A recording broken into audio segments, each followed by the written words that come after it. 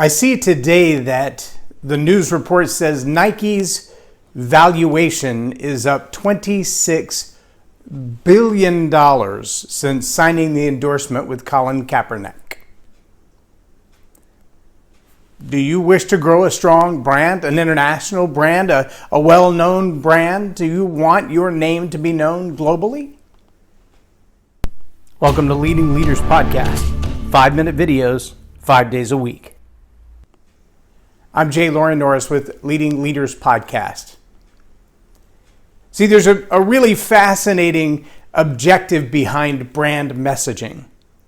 Brand messaging is really about what do people say about you when you walk out of the room. It's not about the colors and the logos and the design of your check mark or your swoosh or your sweep or whatever it is you want to call it. It's not about the type of things that represent you as far as your public relations are concerned, although a lot of people believe it is.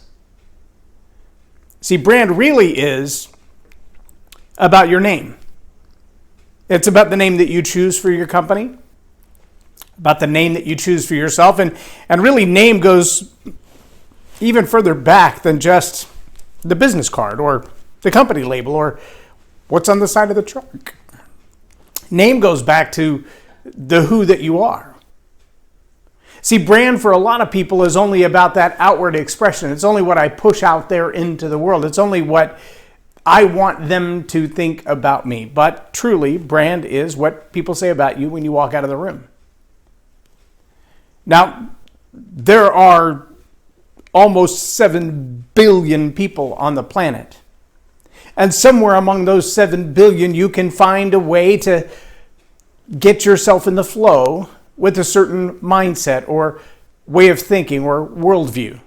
And if you can get yourself, your business, your company aligned with a worldview that has enough popularity, enough traction, enough movement, enough vocabularity, meaning they're talking about the ideas that you want to talk about. They're promoting the ideas that you want to promote. If you can align your brand with that, then you can grow your brand, but you better ask yourself this question: am I aligning myself with brands, with names that I want to be remembered for? Let that settle for just a moment, because there are a lot of people who are momentary opportunists. They see a trend going a particular direction and they want to jump on that trend. An example might be Nike's faux pas several years ago, I guess it's been about 6 or 7 years ago, where they named a woman's running shoe.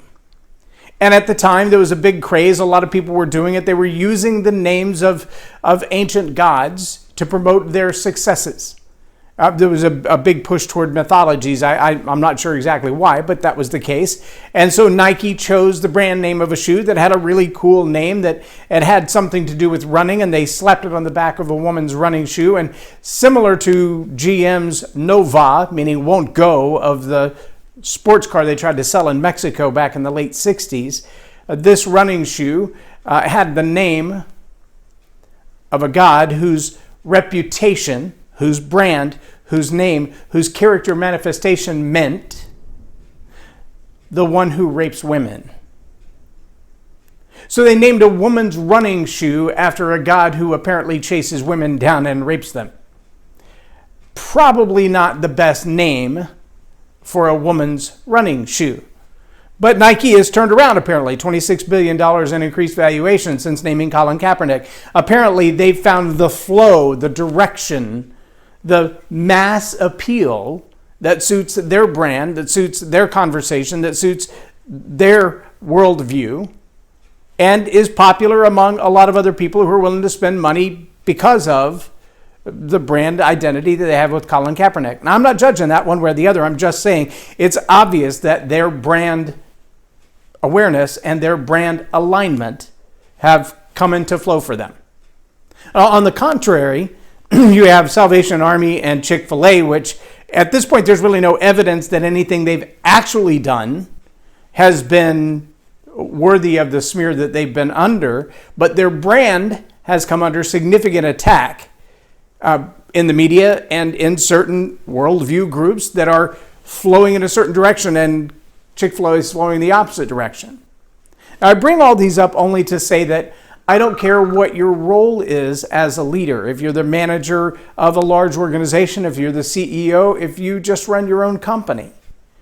The way you brand yourself, Tom Peters said it in the early 2000s, forget about job security, you better be worried about employment security. And employment security is about branding you. It's not about branding your company, it's about branding you. And your brand has the same issues that a big company like Nike or Chick-fil-A or Home Depot would have as well. And that is, are you in the flow? Is your character manifest in a way that makes your name sound good? When people see you do what you do and they hear your name, do they mesh together? Are you aligned with other brands that are moving in the same direction? Now, you need to know this absolutely as a fact. You will have haters. And there may be petty little haters that are just jealous of your success. You know, the crabs pulling you back down in the barrel. And there may be people who have a serious and significant ideological difference from you, whose worldview is flowing one way when yours is flowing another. Either way, you're going to have haters. Don't let the haters define your success, and don't let the haters define your brand. Understand, your brand will be what people say about you when they walk out of the room. But that doesn't mean that public opinion is the only brand that you have, because the true identity of your brand is the manifestation of your character. Your name is the manifestation of your character. How are you when it's just you? Brand integrity has a whole lot more to do with integrity than it does anything else. So I want to challenge you as a leader, as a business owner, as an entrepreneur, or a solopreneur. Your brand will be directly driven by the people you align yourself with, the way you react to your haters, the character that you demonstrate. I'm Loren Norris with Leading Leaders Podcast for Tell It Like It Is TV. Have a blessed day. Subscribe now for our extensive video library of leadership lessons promoting faith, family, and freedom.